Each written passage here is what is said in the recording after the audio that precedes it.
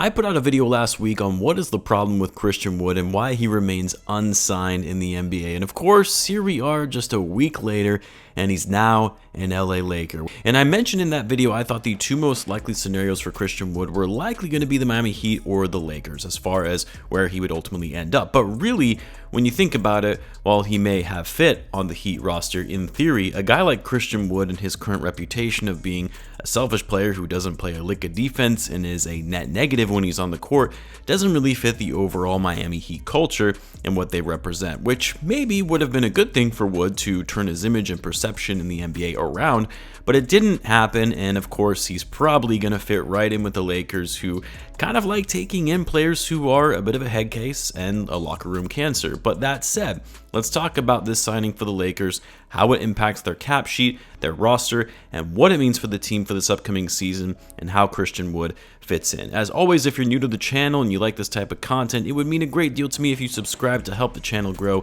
and in return I'll be providing more NBA content like this. Also, if you missed my last video, feel free to check it out. It's a bit different in terms of the general content I usually put out, in that I did a historical recount of the life and career of Dennis Rodman. I'll leave a link to that in the description if you're interested, as well as on the end screen of this video. But anyway, Christian Wood, we got the news. Finally, after over 2 months from the start of free agency, has finally agreed to a 2-year deal with the LA Lakers with a player option on the second year.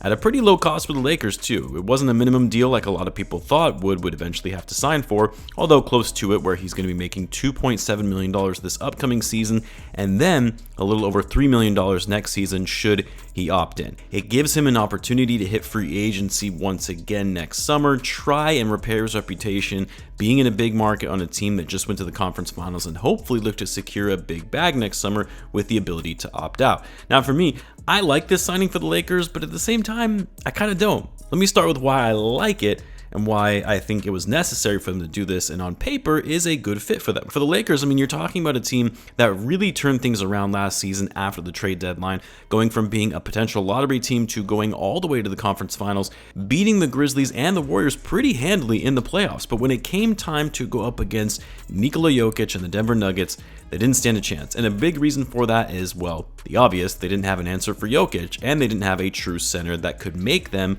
a real threat.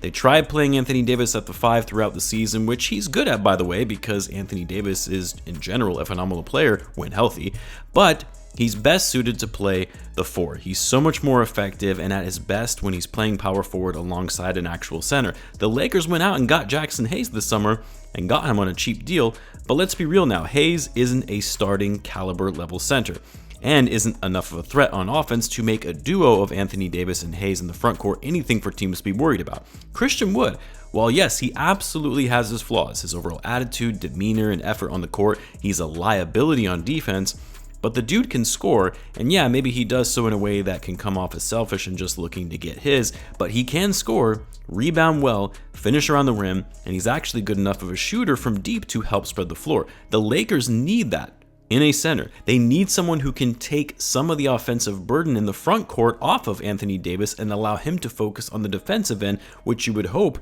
will make up for Christian Wood's defensive woes. And by adding Wood, you actually have a solid front court duo in Anthony Davis and Christian Wood to go along with LeBron James. The other reason I like the signing, it's a team-friendly deal. Everyone was out on Christian Wood. Most thought he was going to be getting closer to $11 million this summer. The market was pretty quiet on him because he didn't fit what a lot of teams were looking for, and the Lakers took advantage of that and capitalized. The signing does put the Lakers into the luxury tax, but I don't think they really care about that with the big market that they're in, and they know they need to spend the money in trying to make one last push to get LeBron a championship and convince him to stay for one more season after that once Bronny enters the league.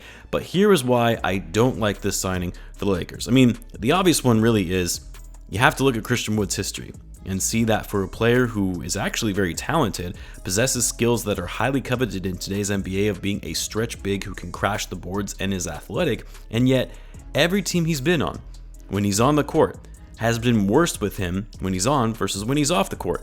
And it should speak volumes that teams like the Pistons, Rockets, and now the Mavericks didn't want him. Initially with the Pistons and the Rockets, it was thought, well, he just doesn't fit their timeline of a team looking to tank and rebuild.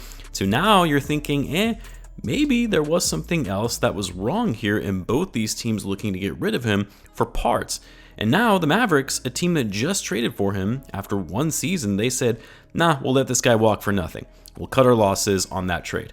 I mean, clearly there are chemistry issues and locker room presence problems when it comes to Christian Wood. It's why you saw the Rockets suspend him for behavior detrimental to the team. It's why you saw the Mavericks eventually benching him and cutting his minutes, even though he was the second highest scorer on the team before Kyrie joined. And so for the Lakers, while yes, you can say this is a low risk, high reward scenario, getting him on a cheap short-term deal, at the same time, part of me says, is this really low risk? Because he joined a Mavericks team that went to the conference finals the year prior, and then they missed the play-in entirely. Granted, there were other factors that led to that. Obviously, losing Jalen Brunson was a big reason. But for the Lakers, I mean, this is their last chance, their last dance, if you will, for them to win a title with this current crew. LeBron is most likely leaving after this season by declining his player option and going to wherever Bronny gets drafted. And yes, Anthony Davis just signed a big extension, and they extended guys like Reeves and Hachimura. But we all know, without LeBron James, this isn't the same team. It's not a title team.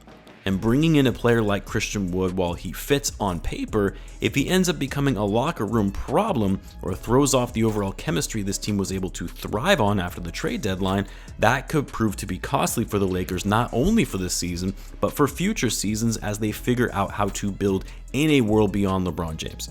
And again, I keep going back to the numbers. Christian Wood, in nearly every season that he's been in the league, his team is better with him off the court than when he's on. Yeah, he can give you 20 or 25 points in a game, but he'll also give up 30 points on the other end with his lack of effort on defense. And so for the Lakers, this actually ends up becoming a bigger risk in the sense that this is most likely their last shot with LeBron, and they have to get it right. And is a player like Christian Wood going to throw a wrench in the whole thing? And maybe Wood turns things around. He sees his career is on the line here. He knows he's trying to reestablish himself and play for a contract. He steps it up, fixes the attitude issues, plays team basketball, sacrifices, and actually gives a damn on defense. And then this becomes one of the more underrated signings of the offseason when you compare the contract amount to his overall value. But as much as I would like to think that, my mind tends to lean more in the opposite direction of how Christian Wood will fit in this roster. And then if it really doesn't work out, well, good luck trading him and good luck with him opting out of his player option. He's going to pick up that option and you're stuck with him for another year. Even if things go right, though, do I think the Lakers are going to win a title anyway? No, I don't. The West is just too competitive, and I don't see them replicating the run they had last season in the playoffs. But it'll be interesting to see if this move will push them forward in being more competitive, or if it will set them back.